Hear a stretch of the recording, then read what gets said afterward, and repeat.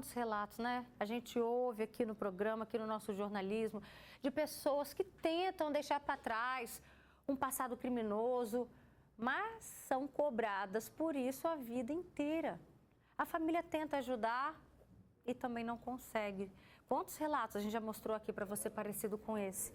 Então, a gente vai debater esse assunto agora aqui no nosso estúdio. Participa com a gente aqui no nosso WhatsApp, 999422478. Aqui no nosso estúdio, a gente já recebe a psicóloga Gisélia Freitas. Obrigada, Gi, pela sua participação. Uma boa tarde. Boa tarde. E o pastor também, Márcio da Vitória. Você certamente vai se recordar do caso dele. Há 2 anos, o seu filho foi assassinado, não é isso, Márcio? Isso, Roberto. Boa tarde. Obrigada pela sua presença. Há 2 anos, no dia 23 de março de 2022, onde ele foi assassinado ali, jogando bola. E ele já tinha também decidido sair da vida errada que ele ficou por alguns anos, né? Sim, sim. Inclusive, em novembro de 2021, ele se batizou nas águas, né? Ele estava trabalhando comigo dentro do projeto que a gente tem de comunidade terapêutica.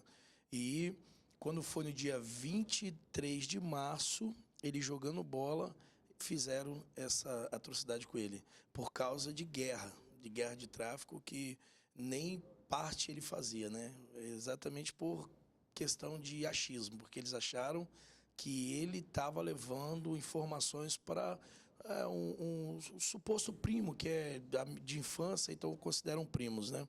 Só que, na verdade, não estava levando informação nenhuma. Aí eles acharam por certo fazer isso aí.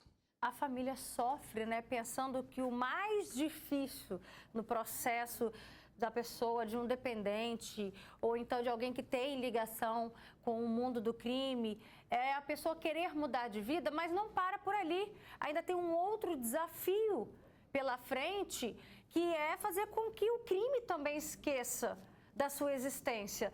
Você tinha pensado nisso? Sim, sim, até porque eu também já passei por isso há alguns 20 anos atrás e eu sei como é que é. No caso dele, do Matheus, porque ele não era envolvido assim com crime, com guerra, ele não fazia parte, ele ficava muito dentro da boca, ele vendia droga para manter o vício que ele tinha. E a minha preocupação era essa pela questão do envolvimento, então por isso que eu lutei para tirar ele, porque a primeira coisa que tem que ser feita é afastar, tirar totalmente as amizades, né? O vínculo de amizade que tem para que não tenha ligação nenhuma. É o primeiro passo para você conseguir tirar. E é o que eu tentei fazer, envolvendo ele nos esportes, no futebol, né? Eu procurei alguns meios de poder afastar ele daquilo ali. E quando eu consegui afastar ele, quando nós conseguimos afastar ele, aí aconteceu dessa confusão que eles fizeram lá, afirmando que ele estava levando e trazendo informações. Gisele, imagina como é que fica o coração de um pai, depois de toda essa luta, né? E quantas mães também estão acompanhando agora o Fala Espírito Santo e não perdem a esperança de tirar o filho dessa vida. E jamais imaginam que podem se deparar com uma outra notícia que pode ser ainda pior. Não é para perder a esperança mesmo, não, né? A gente tem que acreditar no indivíduo, até porque o problema com drogas é um problema sistêmico, é familiar, é social, atinge todo mundo. Então, uma pessoa acometida com problemas relacionados a drogas, todo mundo participa daquele processo de sofrimento também. Então, quando ele resolve, o primeiro passo é isso, o pastor falou, é decidir parar. Só que decidir parar é só um começo, é um passo de uma caminhada longa, porque o desejo pode ter, mas consegue em termos psíquicos, né, por conta da dependência, então tem isso. Aí a família continua ainda ali blindando, vigiando, cuidando, que é o papel da família e dos amigos mesmo. E depois ainda tem a questão, quem levou ele para esse lugar, quem na verdade influenciou, será que vai largar? Porque uma coisa é esse indivíduo, Roberta, decidir parar e o outro não querer parar com ele, né? Ao ponto de chegar a tirar a vida do outro, né? Porque quando faz isso, é porque, na verdade, é uma ameaça também para outros que estão querendo parar. Porque, na verdade, fala, vai parar de consumir, vai parar de gerar lucro, né, para o tráfico. Então, olha só, é isso que acontece também com quem para, é isso que acontece com quem se afasta da nossa comunidade, né? Então, aqui a pessoa deixa de ser protegida. E é por isso que a gente faz um alerta, que é o quê? A gente sabe qual é o final da história de quem acaba entrando para essa vida, né? Infelizmente, ou é caixão ou é cadeia. Isso quem fala são os especialistas em segurança pública que convivem com esses fatos diariamente. Então, a melhor coisa é o quê? É não entrar. Não só os especialistas, eles mesmos, quando são entrevistados, quando vão, eu sei que o meu futuro é cadeia ou a morte. Né? E mesmo assim, o vício é tão forte, o vínculo é tão forte, que ele não consegue, né? Se desvencilhar. Prefere seguir um caminho, arriscar entre a prisão e a morte. Por isso que a gente também precisa fazer um alerta para os pais, né, Gisele? Estarem perto, monitorando os filhos, para não deixar entrar nessa vida. É muito importante. A gente está também num momento, né, geracional em que os pais são pais que se fragilizaram com relação ao discurso do filho. Não posso invadir, não posso entrar no celular dele, ele não deixa a liberdade dele. Existe uma linha muito tênue dessa liberdade, né? E temos que tomar cuidado com isso. Relatório global com relação ao uso de drogas, Roberta, mostrou que houve um aumento em 2023 de 23% de usuários. É um número muito alto, batendo um recorde. E das pessoas acometidas com algum transtorno relacionado a algum tipo dessas drogas ilícitas, aumentou em 45%. Né? Isso significa 39 milhões de pessoas, quase 40 milhões de pessoas que estão acometidas com algum problema psíquico relacionado ao uso de drogas no mundo. Aqui no nosso Facebook, a Maricilda Borges fala, é muito triste, mesmo a pessoa mudando de vida, né? Ela é marcada para o resto da vida, somente Deus mesmo para ajudar. E a gente está aqui com um pai que, como ele mesmo disse, ele lutou. Foram quantos anos de luta para tirar seu filho dessa vida? Então, o Matheus, ele começou a se envolver mesmo com a maconha, fumando maconha, com os 14 anos de idade, né? Numa fase muito difícil que a gente passou. E foi um momento, a doutora falou, é um momento que você deixa de dar atenção, deixa de ficar ali 24 horas monitorando, e é o momento que é o perigo. Até porque eles também não querem, tá? Querem, importante. Exatamente, porque essa fase é a fase que ele cria aquela independência. Exato. Não preciso, né? Nessa geração de hoje está dessa forma. Então, é o momento que eu despistei ele, aí ele acabou se envolvendo. Mas 24 horas não dá para um pai ou para uma mãe ficar também 24 horas monitorando a vida de um adolescente. Você trabalha, o senhor trabalha. Foi onde isso, porque eu acabei viajando para trabalhar fora, né, do interior de Minas, estava fazendo um serviço. Então, acabou ele ficando muito, digamos assim, mais à vontade, né? Como é que os pais fazem diante dessa realidade, que precisam trabalhar? Eu falo mães, porque a gente também recebe muitas mães aqui, mas quantos pais e quantas mães falam assim, eu sou separado, eu tenho que criar meu filho sozinho, para eu colocar sustento, para eu colocar o pão na mesa, né, para eu levar o almoço, a janta, eu preciso trabalhar. E aí eu estou pensando que o menino está na escola, mas o menino não está. Como que faz, Gisele? É importante esse discurso. Por quê? Porque não é deixar de trabalhar, não é ficar 24 horas, não é parar de viver para ficar por conta do filho. Tem uma coisa chamada diálogo, comunicação, é tentar estreitar. Pode estar viajando, meu filho, e conseguir comprometer essa relação de uma forma positiva, né? Isso é um ponto. A gente sabe que é difícil quando entra no processo de adolescência. Há um processo de negação da família, né? De negação da autoridade paterna muito grande, mas isso é importante, ainda é o pilar número 1, é o diálogo, é os valores também familiar, seguir pelo exemplo, falar, discutir, contextualizar tudo que está acontecendo, ensinar. E terceiro também é tomar conta, infelizmente a palavra é essa, também do grupo que esse seu filho faz parte. Você não precisa estar ali vigiando, mas quem são aquelas pessoas que conversam com o seu filho, quem está influenciando o seu filho, já que ele sai dessa influência familiar e vai na influência social desse grupo de amigos que pesa muito para isso. E 14 anos, 15, gente, ainda é uma criança, ela está num processo de transição ainda, então o arcabouço psíquico dele está em transformação do certo, do errado, do que pode, do que não pode, e nesse momento ele quer o quê? Ser popular, ele quer ter esses prazeres momentâneos, né? Felicidades momentâneas, se desestressar de forma momentânea e acaba caindo e não volta mais. Em algum momento, seu filho relatou medo das consequências dessa vida? Sim, por várias vezes, né? Antes mesmo da gente batizar ele, dele ter tomado essa decisão de mudar de vida, ele deu vários indícios de medo, ele tinha medo, né? Tanto que ele sofreu um atentado uma vez antes, foi uns 8 meses antes, não, uns 4, 5 meses antes dele batizar, ele sofreu um atentado, ele estava na boca vendendo droga, Aí vieram uma gangue rival lá, deram um monte de tiro, mataram um rapaz, ele estava junto, deram mais de 50 tiros, nenhum acertou ele, nenhum. E naquela noite eu fui atrás dele, me abraçou chorando, falou, pai, não quero mais isso. Aí dali em diante ele já tinha até aceitado mudar até mesmo de endereço, né? Eu lembro que você já contou aqui pra gente. E estava fazendo planos para ir embora para os Estados Unidos, para viver uma vida lá, que eu tenho conhecidos lá, amigos, né? E o plano dele era voltar a estudar, inclusive já estava protelando na mente dele fazer o concurso da Polícia Militar, ele já estava fazendo esse planejamento até que se resolvesse dele ir embora para o exterior ou não.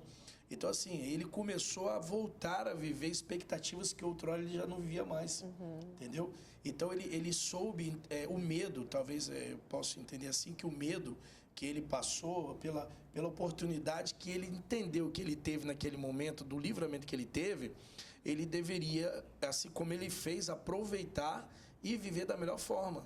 Tanto que depois desse atentado que ele sofreu, ele passou a buscar, ele ficou mais em casa, ele ficou mais caseiro, ele me acompanhava para onde eu ia. Então, os trabalhos, ele começou já a se envolver e sair da rua, sair do meio, do ambiente, daquela turma, né, que ele vivia antes. O problema é que nem sempre o meio quer sair de perto dessas pessoas. Exatamente, esse é o problema.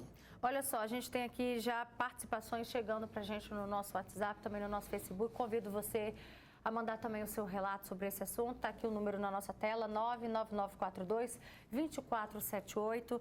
Tem uma pessoa que diz, Roberto, eu perdi 2 filhos e um neto para o tráfico de drogas. Também tem uma outra pessoa que diz, eu também sou pastor e trabalhei com mais de 300 jovens e por tirar eles do tráfico, eu sofri muita represália, né? Porque vai diminuindo, né? O tráfico vai perdendo a força e aí pode não causar, né? Pode não ser muito bem visto para quem precisa desse movimento. Também tem aqui o comentário de uma outra pessoa que diz, meu filho foi morto por estar envolvido. Essa pessoa também tem um neto, o Theo Henrique. Nossa, eu me lembro da história do Theo, gente. Ele foi vítima também da guerra do tráfico e agora essa mãe está tentando ajudar um outro filho a sair desse meio. Ela todo dia ora, entrega no altar, ela está falando aqui, peço misericórdia, mas está difícil conviver com essa dor, né? E aí a gente se pergunta para os pais que diariamente não desistem, têm essa esperança, né? Como que segue a vida e, ao mesmo tempo, tenta ajudar os filhos, Gisélia? A vida é essa complexidade mesmo. A gente primeiro tem que entender a vida, até antes de entender nós mesmos, até antes de entender os filhos, né? Então, a gente não desiste de quem a gente ama. A gente não desiste de filho, né? O filho pode até desistir dos pais, mas a gente não desiste, é da natureza, né? O que a gente precisa? A gente precisa realmente entender esse cenário, a gente precisa fortalecer o diálogo, a gente precisa entender quem é esse grupo, os desejos, os sonhos, os ídolos dos nossos filhos. Quanto mais a gente entra nesse diálogo, a gente descobre mais sobre os filhos. Então, se aconteceu, é também continuar ali como força, porque piora se a gente tira toda a estrutura. De forma vingativa, os pais, eu vou te rejeitar, eu vou deixar para lá, aí que ele não tem estrutura, aí que ele fica mais ainda predisposto a procurar esses amigos que levou para aquele lugar, né? Esse grupo que se dizem amigos que dá essa estrutura. Então, não é para desistir, não é para desistir da vida, não é para desistir dos filhos, não é para desistir de também reforçar os valores. Ele falou assim, eu dei o melhor enquanto pai, enquanto eu podia, enquanto mãe, enquanto amigo, enquanto família, eu dei o meu melhor. E o que você diria, então, Gisélia, para essa mãe que está aqui dizendo, olha, na prática é tudo muito bonito, mas, sinceramente, eu, como mãe, falo por experiência, você pode fazer de tudo, mas quando o filho decide ir para o caminho errado, não tem nada mais que um pai ou uma mãe faça que mude a mente deles. O que você diria para essa mãe? Exatamente isso, ela fez de tudo. Não, então, se fez de tudo, fez o seu papel, é continuar ali por perto também. O que não pode é o abandono. É o abandono psicológico, é o abandono físico, de forma geral. A forma de tentar castigar agora, eu vou afastar completamente, porque também a gente fica machucado, a gente fica dolorido. Poxa, não é a criação que eu dei, não é isso que eu quis, estou ferida, também tem que tocar a minha vida, mas a gente não pode desistir. Então, o recado que eu dou é só não desista, esteja perto, continuando mostrando os seus valores. valores. Com certeza aquela sementinha está ali e pode ser proliferada, brotada e expandida no coração dele. No caso do senhor, como é que foi se dividir nesse sentimento de querer ajudar o filho e ao mesmo tempo não parar a sua vida, né? Como é que foi viver essa fase? Então, assim, foi difícil, porque eu tive que assimilar tudo, né? Eu tive que tentar fazer uma administração do meu tempo para que eu também não abrisse mão. Como eu não abri mão, em momento algum, tanto que quando aconteceu isso, lá no PA, no dia que eu socorri ele, numa entrevista, eu até cheguei a dizer, né, para que os pais nunca viessem abrir mão dos seus filhos em momento algum. Por mais que roube, está roubando, tal, mas não abra mão, porque a própria Bíblia diz, enquanto há fôlego há vida, enquanto há vida há esperança.